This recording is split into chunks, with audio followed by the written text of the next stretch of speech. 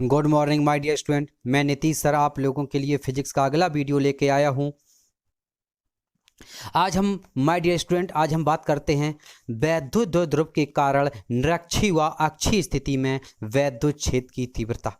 किसकी बात करते हैं माय डियर स्टूडेंट? आज हम लोग बात करते हैं वैद्युत द्विध्रुव के कारण, यानी जो वैद्युत द्विध्रुव था, हमने आपको बताया था वैद्युत द्विध्रुव में दो डेरिवेशन होते, तीव्रता के भी दो हुए, कौन से? निरक्षीय और अक्षीय। इस प्रकार हमने तीव्रता के दोनों डेरिवेशन कर लिए। आज हम दोनों डेरिवेशन एक साथ एक ही वीडियो में पढ़ेंगे। वो पढ़ेंगे वैद्युत द्विध्रुव के कारण निरक्षीय व अक्षीय स्थिति में वैद्युत क्षेत्र की तीव्रता का व्यंजक। ये वीडियो नंबर 7 है, ये 7वां पार्ट है माय डियर स्टूडेंट। आओ चलो देखते हैं। ठीक है, आगे चलते हैं। तो अभी हम सबसे पहला जो पढ़ेंगे वो पढ़ेंगे वैद्युत द्विध्रुव के कारण अक्षीय स्थिति में वैद्युत विभव। जो वैद्युत द्विध्रुव था उसके किसके कारण? वैद्युत द्विध्रुव के कारण अक्षीय स्थिति में वैद्युत विभव। ठीक है, वैद्युत विभव पढ़ेंगे। तो हमने आपको बताया था वैद्युत विभव जब हम पढ़ेंगे तो यहाँ पर सबसे पहले आपको पता है, यहाँ पर आपको दो चीजें दिख रही हैं। देखो क्या क्या दिख रही है। यहाँ पर एक आपको वैद्युत द्विध्रुव दिख रहा है और दूसरा आपको क्या दिख रहा है? ओके, जैसा कि हम आपको बता रहे थे माय डियर स्टूडेंट कि ये मेरा एक वैद्युत द्विध्रुव है। कौन सा? AB आपका एक वैद्युत द्विध्रुव है। तो बिंदु ए पर माइनस क्यू आवेश और बिंदु बी पर प्लस क्यू आवेश है। ये तो सिर्फ छोटी छोटी बातें। बिंदु बी पर प्लस क्यू आवेश है, ठीक है, बिंदु बी पर प्लस क्यू आवेश है। वैद्युत द्विध्रुव की अल्प लंबाई 2L है। बिंदु ए और बिंदु बी, इस पर प्लस क्यू आवेश और इस पर माइनस क्यू आवेश है। ठीक है, और वैद्युत द्विध्रुव का मध्य बिंदु कितना है? O है। यहाँ तक कोई दिक्कत? ये तो बिल्कुल छोटी छोटी बातें हैं जो आपको क्लियर, आपको समझ में आई होंगी, हमें लगता है। आइए, ठीक है, इस वैद्युत द्विध्रुव के हमें क्या अक्षीय निकालना है। कौन सा निकालना है? अक्षीय।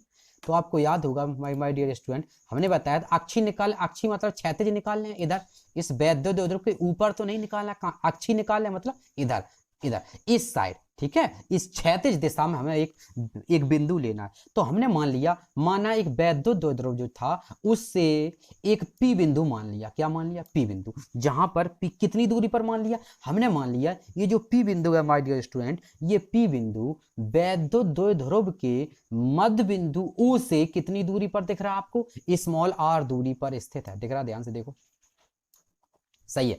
ये जो हमारा वैद्युत द्विध्रुव है, वैद्युत द्विध्रुव जो आपको दिख रहा है, ये वैद्युत द्विध्रुव दिख रहा है। वैद्युत द्विध्रुव के मध्य बिंदु O से स्मॉल r दूरी पर एक बिंदु हमने क्या लिया माय डियर स्टूडेंट? P। एक बिंदु P है जहां पर हमें अक्षीय स्थिति में वैद्युत विभव ज्ञात करना है। अभी बताओ, यहां तक बस इतना सिंपल सा था। इस पर प्लस क्यू आवेश और इस पर माइनस क्यू आवेश। ठीक है, अब पता है बेटा वैद्युत द्विध्रुव की अल्प लंबाई 2L है, तो आधी आधी L होती। ठीक, तो आप पता है बेटा बिल्कुल, जैसे देखो ये जो R है, R की जो माप है वो है O से P तक के बीच की दूरी क्या है? R है। और O से B, ध्यान समझना, O से P के बीच की दूरी R है। O से B, ये B दिख रही है, O से B के देखो O से लेकर B के बीच की दूरी कितनी है? L।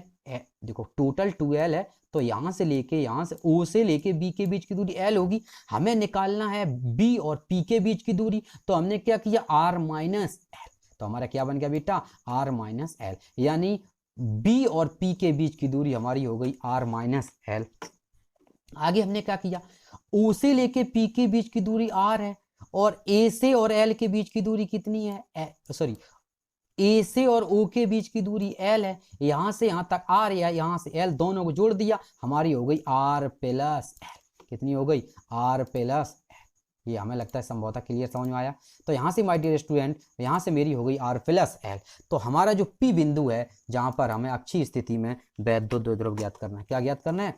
अक्षीय स्थिति में वैद्युत द्विध्रुव, नहीं वैद्युत द्विध्रुव तो है ही, अक्षीय स्थिति में वैद्युत का निकालें विभव। अक्षीय स्थिति में वैद्युत विभव काउंट करना है। ठीक है, इस P बिंदु पर हमें अक्षीय स्थिति में वैद्युत विभव ज्ञात करना है। किसके अनुसार? वैद्युत द्विध्रुव के कारण। आगे चलें, चलो। प्लस क्यू आवेश के कारण बिंदु P पर वैद्युत विभव, जो प्लस क्यू आवेश है, इस प्लस क्यू आवेश के कारण बिंदु P पर वैद्युत विभव हमें निकालना है। जैसा हमने बताया तभी देख लो पीछे बताया था। प्लस क्यू आवेश की अगर बात करिए रहा, प्लस क्यू आवेश की अगर हम बात करें माय डियर स्टूडेंट, तो प्लस क्यू आवेश के कारण बिंदु P के बीच की दूरी कितनी r माइनस एल है। बस यही सवाल कह रहा है कि प्लस क्यू आवेश के कारण बिंदु P पर विभव निकालोगे तो क्या निकलेगा माय डियर स्टूडेंट, तो निकलेगा V1 बराबर 1/4 q अपॉन r होता है। कहाँ से होता है ये याद होगा आपको, फॉर्मूला होता है V बराबर 1/4 पाई, V बराबर 1/4 पाई एप्सिलॉन 0, V बराबर 1/4 पाई एप्सिलॉन 0 इंटू क्या होता है Q अपॉन R होता है, Q अपॉन R होता है। तो V1 क्योंकि दो विभव होंगे बेटा, प्लस Q आवेश कर हमने विभव मान लिया V1, तो V1 बराबर 1/4 पाई एप्सिलॉन 0 Q अपॉन बीच की दूरी R माइनस एल है तो हो गई R माइनस एल। यहाँ तक क्लियर है। तो आ गया V1 बराबर 1/4 pi epsilon Q upon R minus L.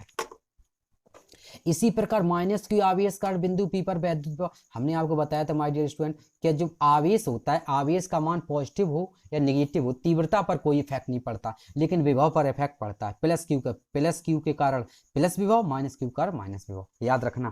Derivation numerical भी काम आएगा, ठीक है।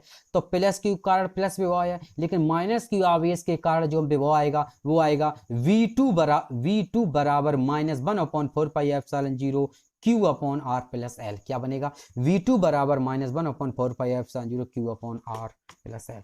सही है। बिंदु पे परिणामी विभव, परिणामी मतलब कुल विभव पूछा माय डियर स्टूडेंट, तो परिणामी विभव क्या हो जाएगा V बराबर V1 प्लस V2 होगा, दोनों के योग के बराबर कहलाएगा। तो B1 का मान हमने पीछे से रख दिया बेटा 1/4 pi epsilon Q upon R minus L, और B2 का मान निगेटिव होता है, माइनस चिन्ह आ गया। दोनों से 1/4 पाई एप्सिलॉन 0 कॉमन आ जाएगा, देखो ध्यान से कॉमन आएगा, और क्या कॉमन आ जाएगा Q, 1/4 पाई और Q दोनों से कॉमन आ जाएगा। तो हमने कॉमन ले लिया, बन गया V बराबर 1/4 pi epsilon 0 into Q, bracket बन गया 1/R minus L minus 1/R plus L. ठीक, अब हमने क्या किया, जैसे पीछे था, ध्यान समझना, ये जो हमारा आया था बेटा, इसका हम कैंची गुणा कर दें, इसका गुणा इसमें, इसका गुणा इसमें, नीचे वही भिन्न की तरह जैसा आप सॉल्व करना चाहें। तो ये हो गया V बराबर 1/4 pi epsilon 0 into Q, bracket में क्या बन गया R प्लस एल, माइनस इधर वाला इधर पहुंच गया R माइनस एल, और नीचे बेटा एक बार लिखा था R plus L into R minus L, एक बार जोड़े एक बार घटे, क्या बन गया वर्गांतर नियम, तो ये बन गया R square minus L square. सही है। अब देखो हमने ऊपर वाले दोनों खोल दिए, तो देखो ध्यान से R स्क्वायर से R स्क्वायर कैंसिल, देखो R plus L minus R square से, सॉरी स्क्वायर नहीं है, R से R कैंसिल, R से R जब कैंसिल हो गया बेटा तो मेरे पास क्या बचा, L इंटू एल कितना हो गया, एक L ये बचा और एक L ये बचा, दोनों जोड़ दिया, B बराबर 1/4 pi epsilon 0 Q into 2L बटे R square minus L square. इस Q को हमने इसके साथ लिख दिया, यानी V बराबर 1/4 pi epsilon 0 2Q upon R square minus L square. ठीक, आपको पता है बेटा 2QL किसके बराबर होता है, आपको पता है ये 2QL होता है वो किसके बराबर होता है, P का होता है, वैद्युत द्विध्रुव। ठीक है, अवैध आगुण, आपको पता है माय डियर स्टूडेंट, वैद्य चूंकि L बहुत छोटी राशि है, इसलिए L स्क्वायर को छोड़ने पर हमने क्या बताया था, हम पिछले 2 वीडियो में बता चुके L स्क्वायर क्यों छोड़ते हैं, क्योंकि L जब छोटा होता है, कोई राशि छोटी होती है, इसका स्क्वायर या घन कर देंगे तो वो संख्या और छोटी हो जाएगी, इसलिए उसको हम क्या कर देंगे, छोड़ देंगे, निगलेक्ट कर देंगे।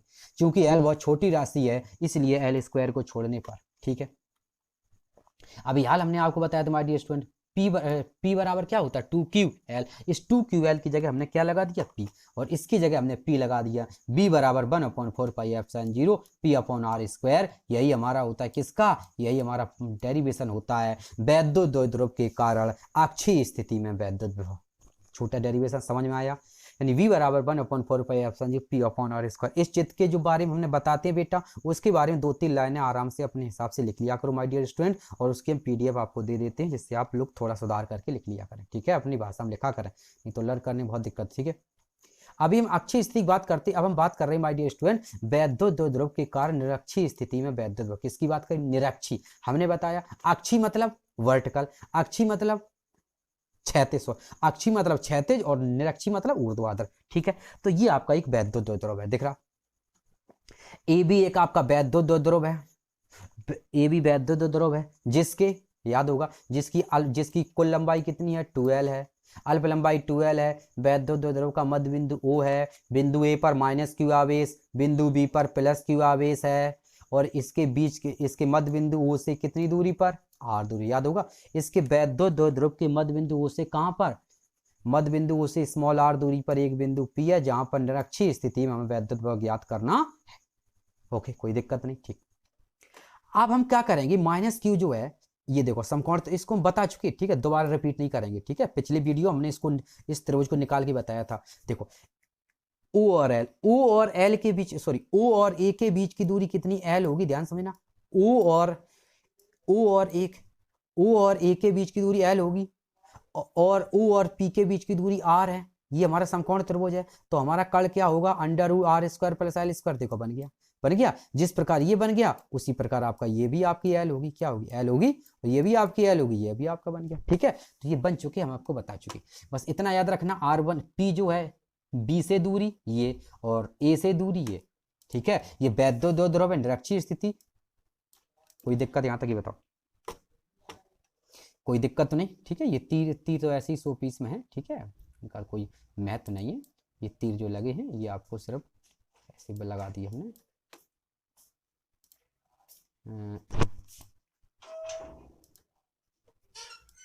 ठीक है। ये ऐसे सीधा सीधा,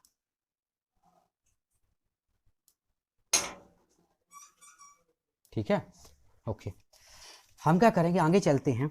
इतनी बात समझ में आ गई आपको, आगे चलो।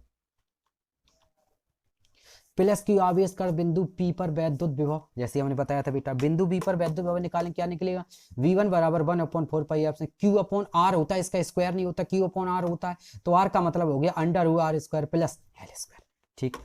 -q आवेश के कारण बिंदु P पर वैद्युत विभव निकालेंगे, तो हमने अभी हाल बताया था, +q के कारण प्लस विभव और -q के कारण माइनस विभव। तो -q आवेश कारण बिंदु P पर वैद्युत विभव माइनस में आएगा, और दोनों के बीच की दूरी माय डियर स्टूडेंट बिल्कुल सेम दूरी है।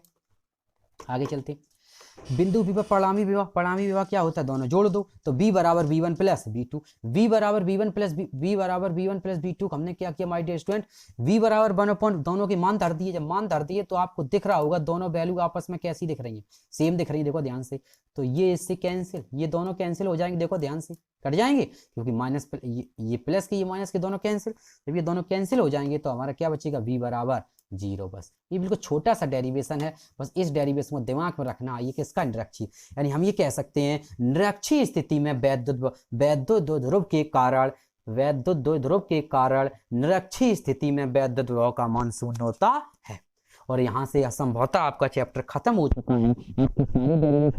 सभी डेरिवेशन की एक छोटी सी पीडीएफ आपको मिल जाएगी। इस पीडीएफ को देख करके नोट्स बना लें। इसमें छोटी-छोटी जो भी आपकी परिभाषाएं हैं, जैसे आपकी बुक्स वगैरह से देख करके लिख लें, समझ लें, ठीक है। समझा हम सब चुके हैं, और आएगा तो अगली वीडियो में आपको और भी छोटी-छोटी बातें बता देंगे, ठीक है। इसी के साथ ही मैं नीतीश सर आप लोगों से विदा लेता हूँ। हमें संभवतः है कि आपको ये वीडियो कायदे समझ में आया होगा। ये देखो, उन लोगों को ये वीडियो समझ में आया होगा जिन लोगों ने पहले वीडियो देख रखे हैं, जिनको पहले फिजिक्स पढ़ी हुई है। एकदम 20 से पढ़ोगे तो कुछ समझ में नहीं आएगा बेटा। जब आपको पता ही नहीं वैद्युत द्विध्रुव है क्या, तो आपको डेरिवेशन क्या समझ में आएगा, ठीक है। इसी के साथ ही आप लोगों से बता रहा था हूँ। Okay, good.